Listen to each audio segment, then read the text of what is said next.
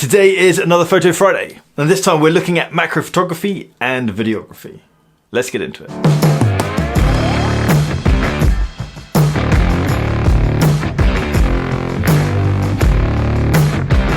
Welcome back to Bark and Jack. I'm Adrian, and I'll be honest with you, I'm pretty new to macro photography and videography. I basically got into it because of a requirement for this channel. I usually talk about watches, and when it comes to watches, a lot of the detail is minute, and I had this want to get close to the watch, and that's just what macro content is.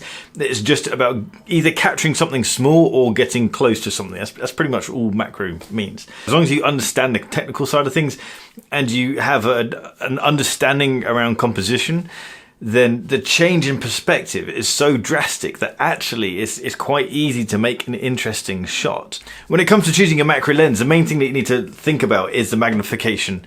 It's all about how close are you going to be able to bring your subject to the sensor, essentially.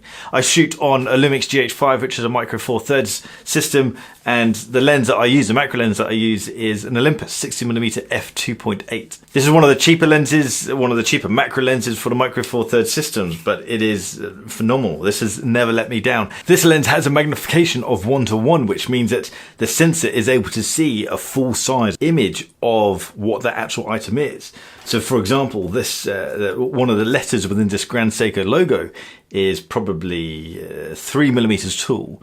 The sensor is being issued a 3mm tall image of what it's seeing, whereas a normal lens would be far smaller than that. When it comes to setting up the shot, all the normal things you have to think about, depth of field, aperture, light coming in, ISO, all of that stuff is actually a lot more important. Because you're working on such a minute scale, when you usually see macro photography, it's often with a nice blurry background, and that would naturally make you think that they're shooting at a wide aperture, an open aperture.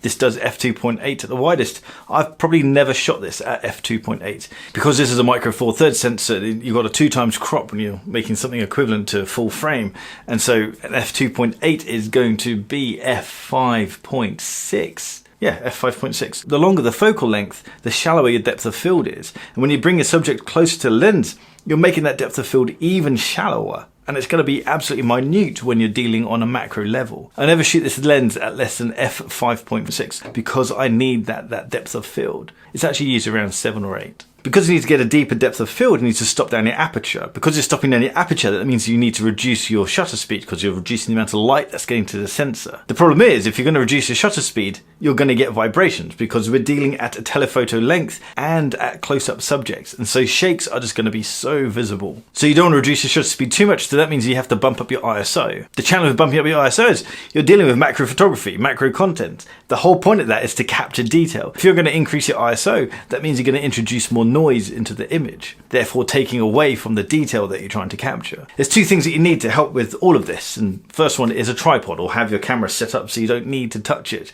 to remove the shakes from your image. The other thing is to have a light. I mean, you don't need an aperture 120D for that. You can just open the blind to your window, and in fact that's probably producing more light than, I mean, I don't know. Well, that's both too bright. To kind of put this in context of how much light you need for some macro work, not all macro work.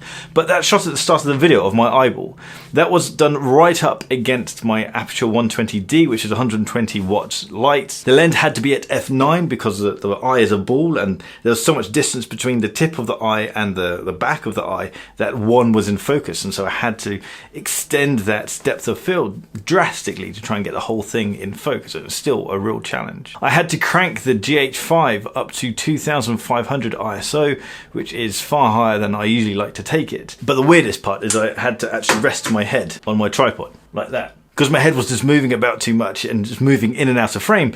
And also the depth of field, even at f9, which full frame equivalent is 18, f18, my eye was going in and out of focus like crazy. And so it's a real challenge when it comes to that stuff. But as I say, if you get that technical side of it down, think about your depth of field, think about your lighting and your ISO, get all that stuff done, then you just move on to the composition. When I'm shooting detail on watches, there isn't often all that much going on for me to compose. And so I usually just stick to the rule of thirds, just shove something in the corner or on a line of thirds, and then that'll be my composition. There's two other things that I think about, and one is depth. That's usually quite easy to get with a watch because there are often other things in the background that can be nicely out of focus. Something that's really going to help your composition is thinking about dust and being aware of dust. It's so annoying when dust ruins your shots. Always carry around a little squeezy blower. Most photographers have these anyway. When I'm at home, I always have compressed air and also a microfiber cloth or glove in this instance to get rid of grease and any marks. Even if you can't see it with your eye, the macro lens is highly likely that it's going to pick it up. The final thing that I tried to work on with the composition, and this is the hardest part, is I find it's harder to take good video compared to photographs. And if I have a video, I want to show that it's a video. When it's macro work, it's sometimes hard because usually you're focusing in on something and nothing's moving, and so it's hard to show that it's a video. So I try and compose my shots so there is at least something, even if it's far in the background and really out of focus, I at least try to have something moving to show that this is indeed a video and not a photograph. Guys, if you start taking macro shots and posting them on Instagram, then just tag me at @BarkandJack or #BarkandJack, either one, I'll see it. It'd be cool to see the stuff that you come up with. Selfishly for me, if you have any tips on how I can improve my macro work, then I am all ears. I'd love to hear a comment down below on how I can improve, make my compositions more interesting, or perhaps play with light a bit more. As I'd love to improve my work on all fronts with that sort of stuff. If you're into your watch accessories, jump over to barkandjack.shop and check out the watch straps and watch accessories that we have over there. If you're on Instagram and you want to follow my photography stuff, it's @IamBarks. If you want to follow the watch stuff on Instagram, that is @BarkandJack. I'll see you guys next time. Take care.